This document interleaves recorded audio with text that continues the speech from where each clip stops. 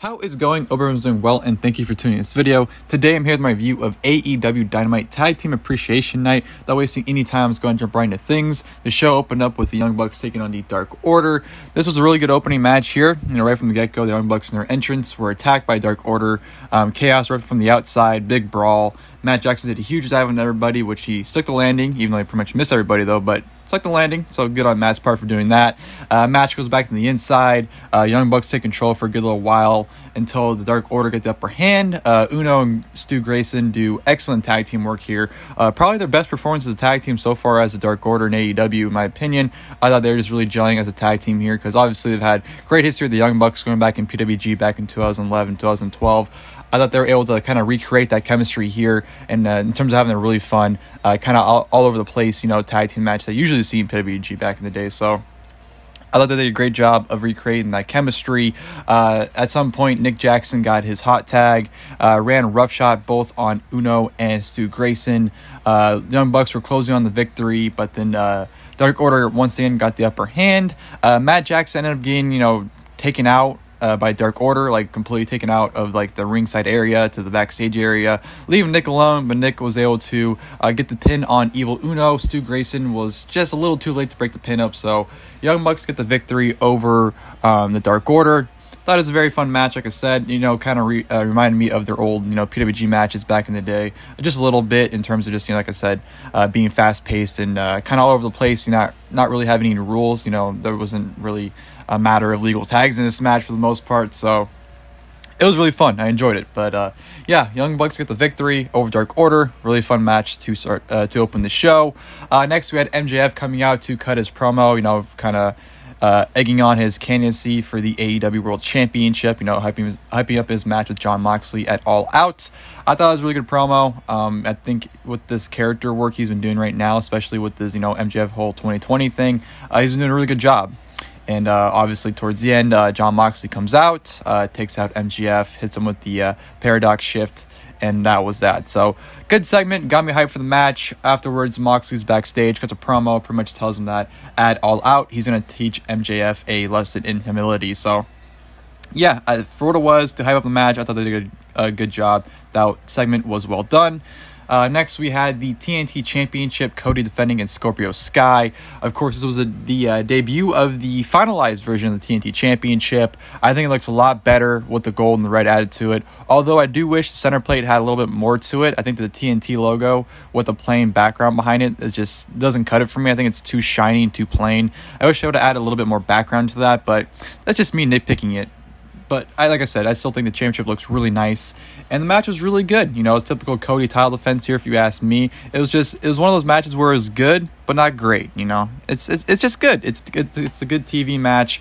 Scorpio Sky had a good opportunity here to shine. I thought he did a good job of doing that. Right from the get-go, they were kind of, playing each other's, heads while they knock each other out of the ring, and they'd hold the rope down for each other to kind of tease, hey, get back in, let's go.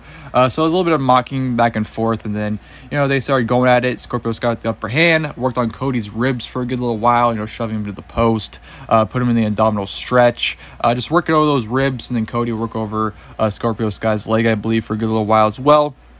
So a really good pace match, I thought. Cody ended up actually hitting the crossroads when Scorpio Sky go for a TKO. Cody, beautiful counter to this crossroads. But Scorpio Sky actually kicked out of it, which was a huge surprise to everybody, including myself, because crossroads obviously is very protected in AEW. So for Scorpio Sky to kick out, it was a very big deal. Match continued. Scorpio Sky looked like he was closing on the win, but Cody out of nowhere hits a second crossroads to secure the victory and to retain the TNT Championship.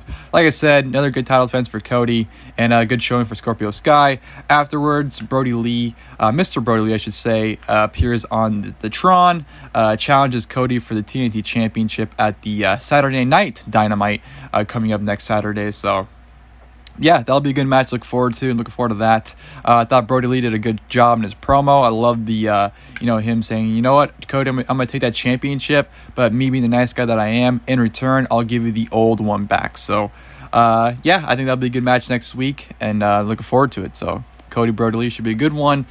From there, I would go to the AEW World Tag Team Championship match. Of course, Kenny Omega and Hangman Adam Page defending against Jurassic Express.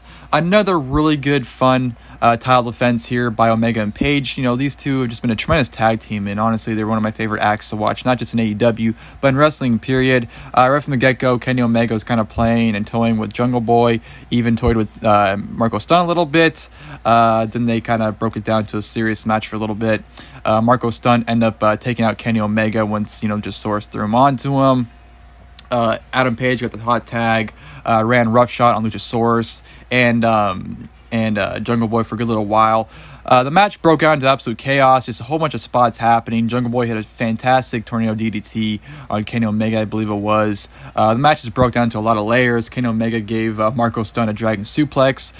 Jungle Boy went for a suicide dive, but Kenny Omega caught him and countered that into a dragon suplex. And then, of course, gave Luchasaurus a huge V-trigger.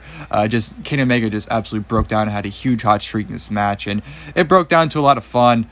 Towards the end, Omega and Page were able to isolate Jungle Boy, hit him with the last call to secure the win and retain the AEW World Tag Team titles. So, yeah, really fun match between Jurassic Express, Omega and Page. So, really enjoyed that, and continues the great tag team title run, as well as just a team run between Omega and Page. So, yeah, great. From there, I'm going to, the whole purpose of this episode of Dynamite, which was Tag Team Appreciation Night, featuring Arn and Tully, as well as Rock and Roll Express. The segment featured them, as well as FTR and the Young Bucks. Honestly, the segment was just a bunch of ass-kissing. You had the Young Bucks crediting Rock and Roll Express for them. You had FTR crediting Arn and Tully for them.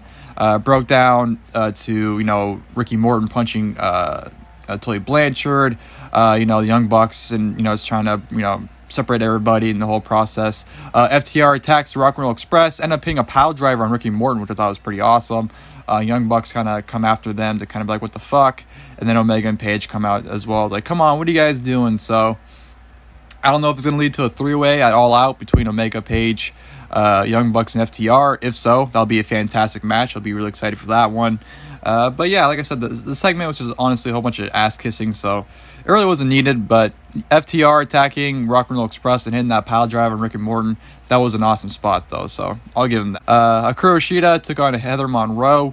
This was a squash, even though Heather Monroe got a good amount of offense, honestly. I thought she got a good amount of offense in on Hikaru Shida, which, her being the Women's World Champion and Heather Monroe not even being on the roster, I thought was a dumb decision. But Shida would end up firing up, beat the holy hell out of Heather Monroe, locking a submission to get the victory to beat her. So, yeah, it was just a way to feature Shida, obviously. So, it was what it was. And Shida afterwards, was pretty much saying, hey, whoever wants a title shot All Out, come get me. You know where to find me. So, just building up Shida, which I don't mind. And then we go to the main event, which was the $7,000 obligation match. Chris Jericho taking on Orange Cassidy. This match was a sprint, and I had a lot of fun with it. I thought this was a different match than the first one. The first one was really more storytelling orientated, where, it was more selling, and, there's more to the match, where here it was kind of this them going balls to the walls. Orange Cassidy, took this match very seriously. There wasn't really any comedy stuff from him in this match. He was, throwing everything he could. He was, very fast. He wasn't doing his, usual little sloth stuff. He was very agile in this match. I thought him and Chris Jericho put on a really good sprint. And it was really enjoyable. Orange Cassidy kicked out of, the code breaker, which was a big deal. Jericho went for the Judas effect, but Cassidy was able to avoid it. They got Mike Chioda involved, which Jericho beforehand, told him that, hey, do the right thing, I'll get you a job here in AEW, which, he tried to get him to do the quote-unquote right thing when Jericho tried to involve the bat. Chioda prevented him from using the bat. Jericho low-blowed Cassidy, tried to go for the Judas effect. Cassidy dodges it, ends up locking in the quote-unquote mousetrap pin. It looked awful. It was a terrible finish. If there's one bad thing about this match, it's a finish. It was a mousetrap pin. It looked awful. But Cassidy gets him with that. So Orange Cassidy defeats Chris Jericho. Jericho now owes him $7,000. And that was that. And the show pretty much immediately goes off the air after that. So, yeah, Orange Cassidy gets his win over Jericho.